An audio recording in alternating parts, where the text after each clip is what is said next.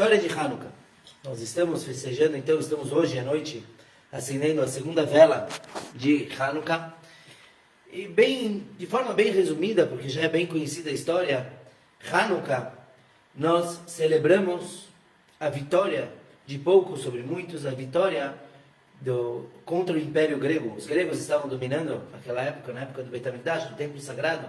Eles controlavam a terra de Israel e eles vieram com toda uma filosofia helenista, uma filosofia muito diferente e contrária à filosofia da Torá. E uma pequena família de Hashmonaim se levantaram contra o Império Grego, conseguiram tirar eles e trazer de volta a tradição judaica. Obviamente que muito da ideologia deles permaneceu com o povo, temos conhecimento da filosofia deles, mas, Baruch Hashem, conseguimos retornar ao cumprimento da Torá original como realmente deve ser. Em Hanukkah, dos atrativos de Hanukkah é a comida. Nós devemos comer sufganiot, que são sonhos, são bolinhos fritos dentro em óleo profundo. Comemos latkes, que é feito de batata, Bezrat Hashem. Na festa de amanhã, na sinagoga, teremos os dois. Mas a pergunta é, por que comemos essas comidas? O que tem de tão especial? Existem várias respostas. A mais óbvia é porque o milagre de Hanukkah envolveu o óleo, e por isso justamente acendemos a Hanukkah, costumamos acender a Hanukkah preferencialmente com óleo. A filosofia grega era de louvar, de apreciar a beleza humana. Bastante, por isso eles fizeram as Olimpíadas, eles cultivavam muito o físico. Então, dizem que por isso a gente come sonhos e latkes, tudo, para a gente ir contra a filosofia deles e realmente não ficar em boa forma. Claro que isso é uma brincadeira, temos que cuidar da saúde. Mas a questão continua. Os gregos, uma das coisas que eles mais instituíam entre os judeus era a beleza. Tem que ficar forte, ficar bem apresentado, não só vestimentas, mas a própria pessoa tinha que ter um corte de cabelo mais bonito, um físico, uma feição mais bonita. E isso leva a gente a perguntar se o problema é apreciar a beleza, qual é a opinião da Torá? Será que a Torá é a favor da pessoa ser bela ou não? Isso é importante, não é apenas uma pergunta filosófica. Na Yeshiva que eu estudei, se incentivava os rapazes a realmente não prestar muita atenção, como que vai cortar o cabelo, é mais ou menos algo como militar, corta do mesmo jeito, passa a máquina 3 e acabou. Então isso fazia a gente pensar, será que devemos nos preocupar com a beleza ou não? Será que isso é uma coisa judaica ou não? Para isso, a gente tem que olhar na Torá. Baruch Hashem, nessa questão, a Torá não esconde muito. A Torá é muito clara sobre a beleza. A gente vê desde as nossas matriarcas, os patriarcas não sabemos muito, mas as matriarcas, a própria Torá faz questão de falar como elas eram belas. Primeiro, a nossa matriarca Sará. Primeira, quando ela se dirige ao Egito, toda a família vai para o Egito, o Avraham fala que finalmente ele vê como ela era bela. Ela tinha quase seus 80 anos, e o Avraham viu como ela tinha uma beleza fora do comum. Se pergunta como que o Avraham deixou só para eles serem idosos para ir falar para a esposa que ela é bonita, por que ele não falava antes? Então isso a gente vai discutir daqui a pouquinho. Mas a Torá afirma que a Sará era uma mulher muito bonita, muito jovem. Mesmo quando ela faleceu, com 120 anos, está escrito que ela tinha a beleza de uma menina de 7 anos. Quer dizer, uma beleza muito pura. A Rivka, a segunda matriarca, a Torá também fala que ela era muito bonita. Desde pequenininha ela era muito bonita. A terceira matriarca, Rachel, era comparada com a terceira e quarta, eram comparadas entre elas, eram irmãs, e a Torá diz que a Raquel era muito bonita, e a Leá tinha os olhos chorosos, os olhos murchos, de tanto chorar. Quer dizer, ela era bonita também, mas os olhos eram uma característica não tão bela dela. Então a própria Torá traz que as mulheres eram bonitas. A Torá manda prestar atenção nesse fato. Depois, temos, na Parashá dessa semana, o que estamos lendo, a história do Yosef, a Tzadik, José, quando ele foi para o Egito, ele se tornou vice-rei. Primeiro, quando ele era escravo, na casa de Potifar, está escrito que ele era muito bonito. Não só que ele era muito bonito, mas ele se fazia mais bonito ainda. A Torá diz que ele penteava os cabelos, arrumava bem sua barba. Se isso era positivo ou não, realmente o comentarista Rashi diz, ele traz que isso trouxe algo ruim para o Yosef, mas ele era muito bonito. Tá? O Midrash, ele traz uma história muito interessante sobre o que acontecia na casa do Potifar com Yosef. A esposa do Potifar se apaixonou pelo Yosef, pela sua beleza, e está escrito que as amigas dela não entendiam o sofrimento dela. Ela falava que ela sofria porque queria casar muito com Yosef. E as amigas falavam, amiga, deixa disso, quão bonito um homem já pode ser. Midrash nos conta que a esposa do Potifar, se não me engano, se chamava Zuleika, ela convidou suas amigas para casa e deu para cada amiga um fruto, um limão, uma laranja, algo assim, e uma faca bem afiada para descascar a fruta. E no meio que elas estavam conversando, comendo, ela chamou o Yosef para a sala. E quando o Yosef entrou, elas, tão admiradas pela beleza dele, cortaram o dedo, se machucaram e não perceberam, de tão bonito que o Yosef era.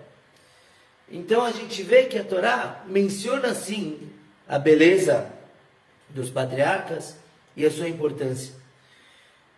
Quando a gente traz a diferença entre a Torá e os gregos, a gente fala que os gregos estavam errados. Os gregos apreciavam a beleza. Mas a Torá também aprecia. Qual é a diferença?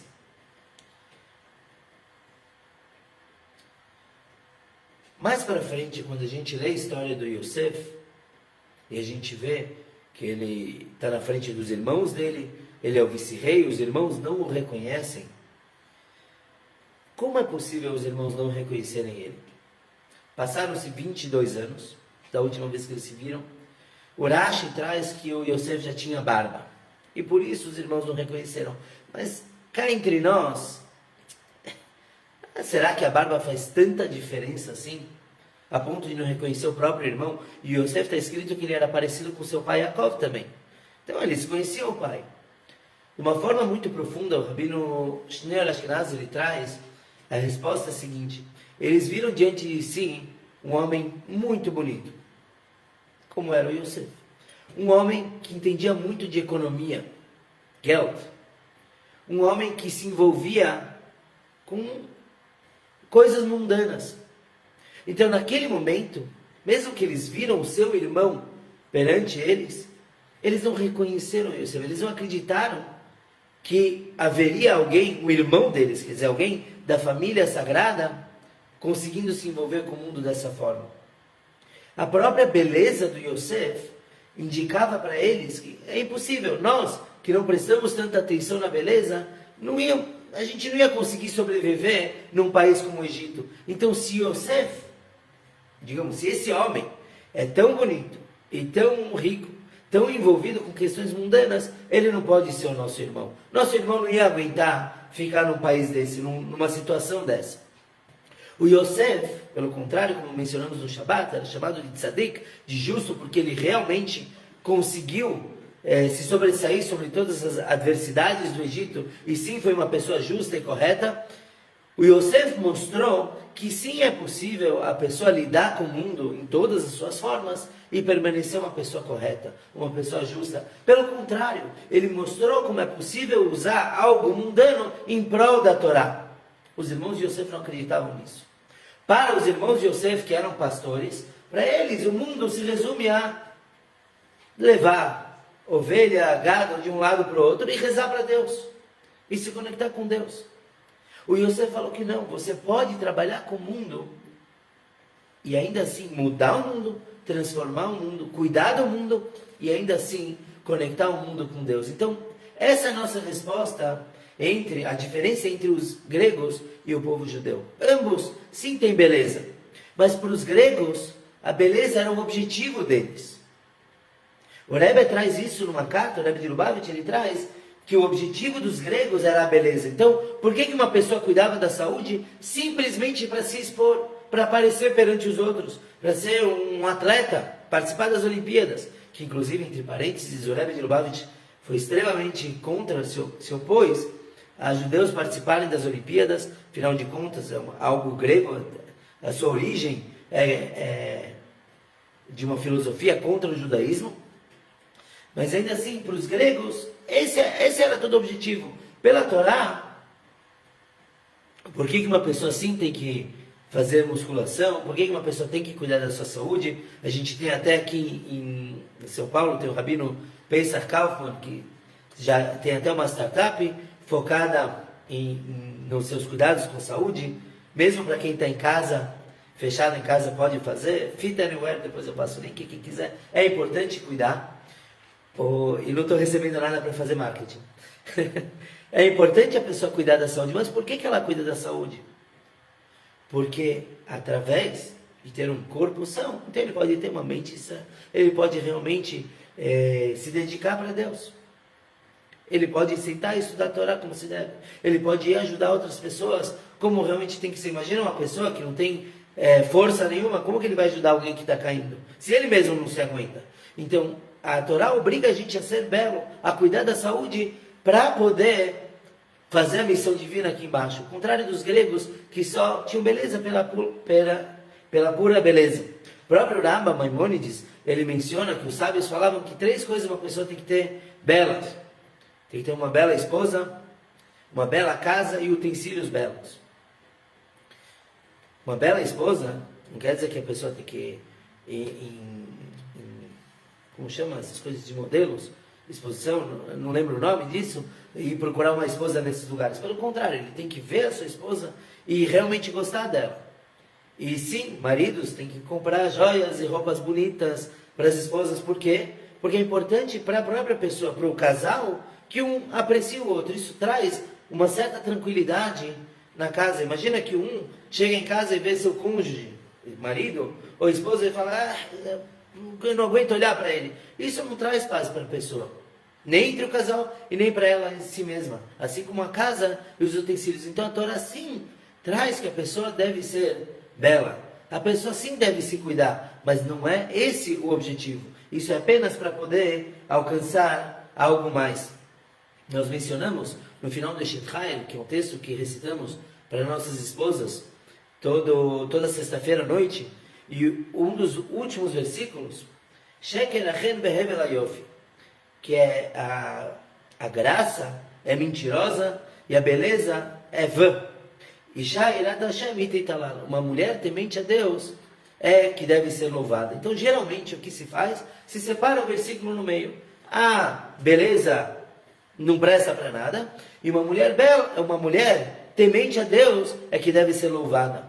Na realidade, não devemos separar o versículo. Uma mulher que sim é bela. Estamos falando de um texto para mulheres. Então, uma mulher que sim é bela. E apesar disso, ela consegue ser temente a Deus. Não só apesar, mas por causa disso, ela consegue ser temente a Deus e reconhecer que a sua beleza veio de Hashem e usar a sua beleza para Hashem. Então, ela sim é uma mulher louvada. Uma mulher que diz: não, eu tenho que só temer Deus, e por isso eu vou usar uma burca e vou usar roupas feias para nem meu marido querer olhar para mim. Isso não está correto.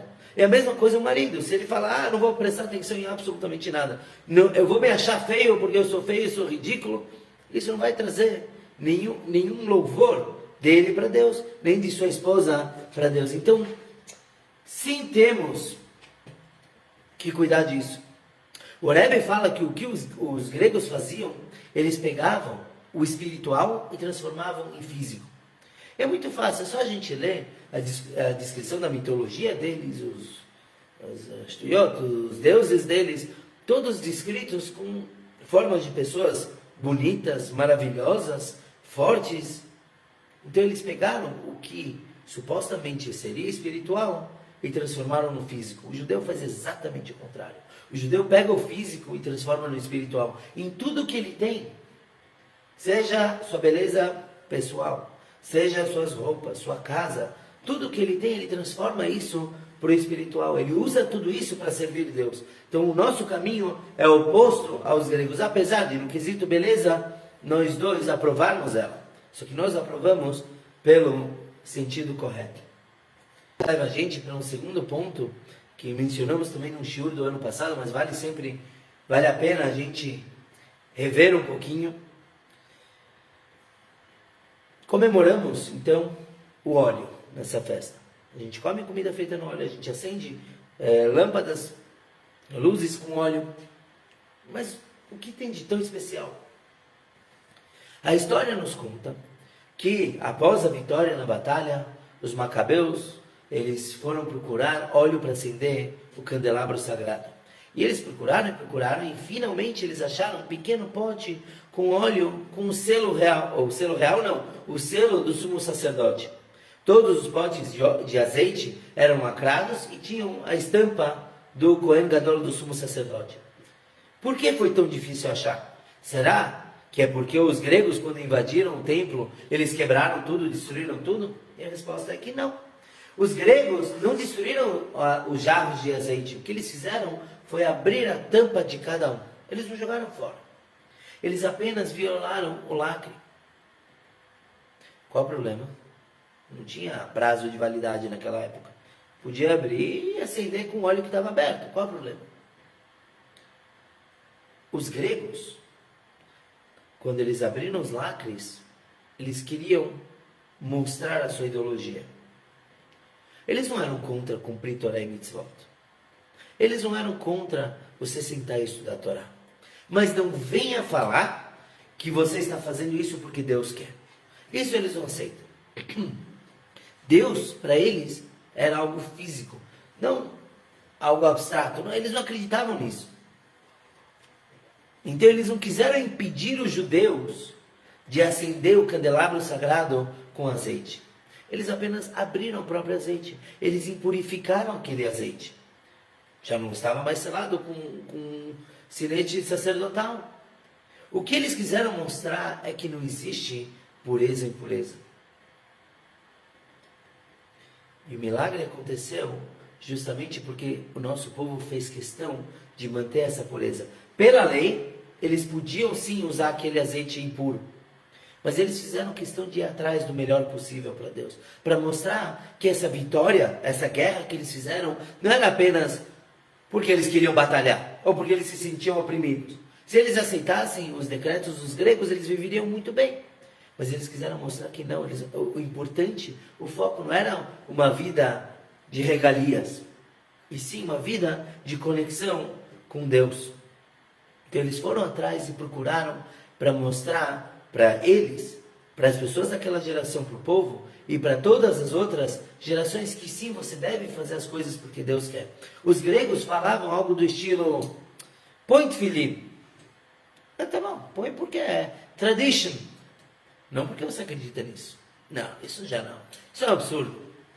Os macabim falavam, põe tefilim e vibra. Vibra com o tefilim que você está amarrando no braço. A mulher, quando ela vai acender as velas de Shabbat, não tem que acender só porque é uma obrigação. A Torá está mandando, vou lá e põe fogo. Não. Vibra com isso. Vibra com essa conexão que você está tendo naquele momento com Deus.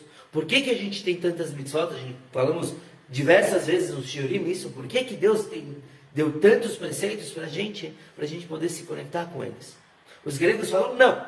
Apenas uma tradição bonita com explicações completamente científicas e históricas. Fazemos no Shabbat porque assim nossos pais faziam. Comemos matzá porque assim comeram nossos antepassados. Não é isso. Nós comemos matzá porque Deus mandou e assim por diante. Todas as mitzvot devem ser feitas assim.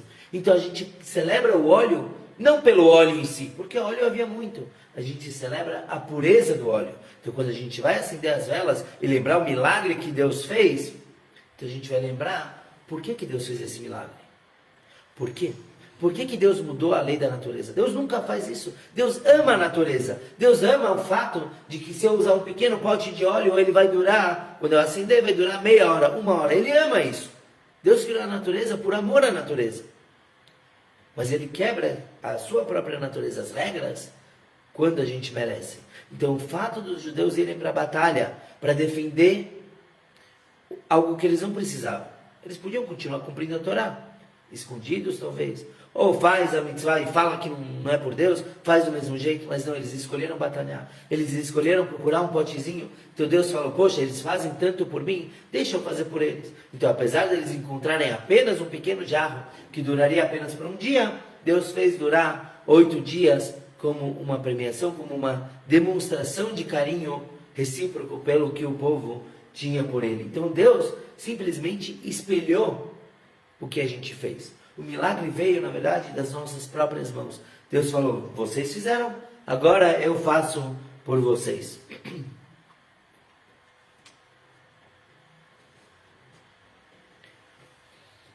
Hanukkah, de forma geral, Hanukkah é um preceito rabínico. Nossos sábios que decretaram, não consta na própria Torá a festa de Hanukkah. E é interessante quantas histórias a gente pode encontrar de pessoas fazendo o máximo por Hanukkah. Pessoas se desdobrando para poder acender a Hanukkah. E óbvio, muitos já imaginaram do que eu estou falando, da Segunda Guerra Mundial, do terrível Holocausto.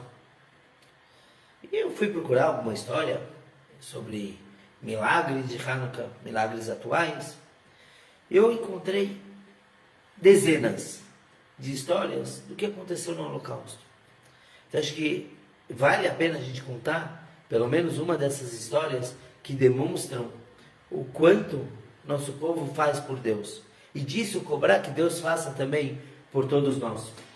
No campo de Bergen-Belsen, um dos piores campos de concentração, em determinadas noites os soldados queriam se divertir e eles começaram a entrar no meio da noite nos balcões e chamar um prisioneiro atrás do outro, você, levar para fora e batiam neles com cacetetes, com chicotes, pancadas, e quando o prisioneiro já não aguentava mais, eles acabavam a vida dele com um tiro.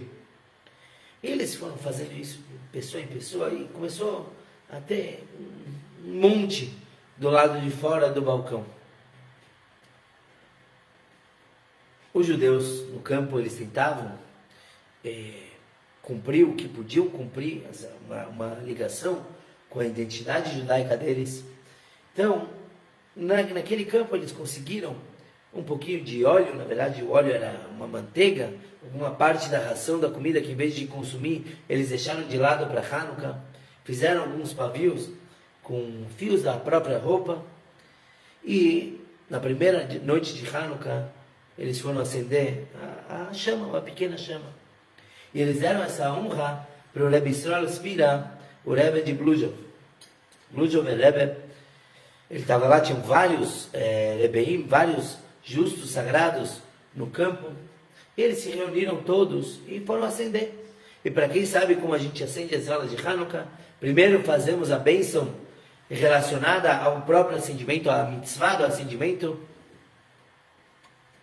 Asher kideshanu b'mitzvotav v'tzivanu le'adlik ner Hanukkah, mitzvah de acender a vela. A segunda bênção que recitamos é agradecer pelos milagres que Deus fez para todos nós naquela época e até hoje em dia. E quando chegou a hora da terceira bênção, o Rebbe de Blujov parou. Ele parou. Começou a olhar em volta.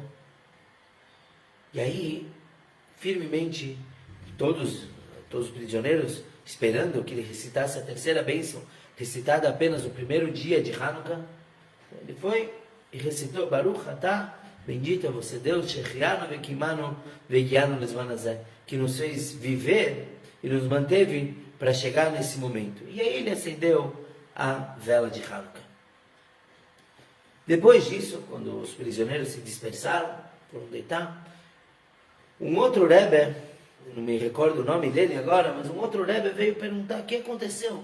Você recitou tão bem as duas primeiras brachot, chegou na terceira, você travou? O que aconteceu? Então o Rebbe de Blujov falou o seguinte: eu recitei as duas primeiras por Hanukkah. Quando eu fui recitar a terceira, que agradece a Deus que nos fez viver até esse momento, eu travei. Porque eu falei: o que eu estou agradecendo?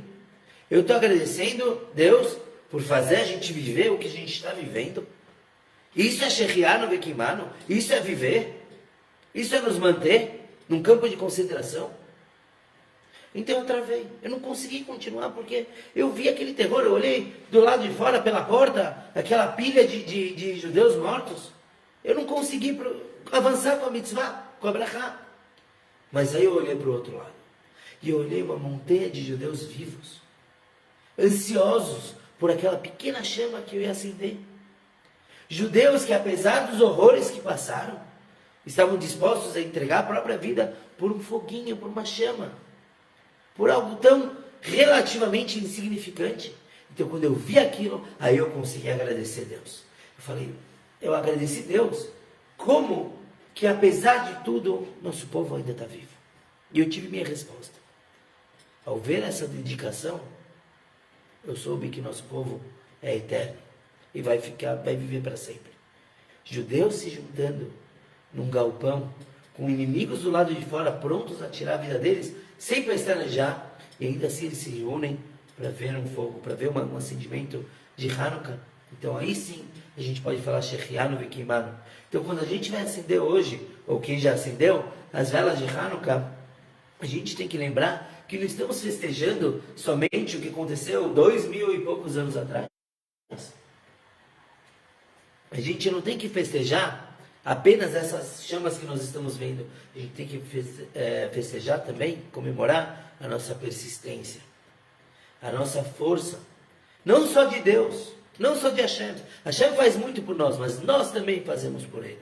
Nós também, Baruch Hashem, não temos as mesmas dificuldades que algumas décadas atrás, mas nós também fazemos muito por Ele. Nós também temos tentações no dia a dia, vontades às vezes de fazer uma coisa que sabemos que Ele não vai aprovar, ou também temos vontade de melhorar. Não é hoje que eu fiz o meu máximo, mas amanhã, os Hassidim falavam, morgen wird sein gar anders, amanhã vai ser totalmente diferente, amanhã vai ser muito melhor. Nós também fazemos por Hashem.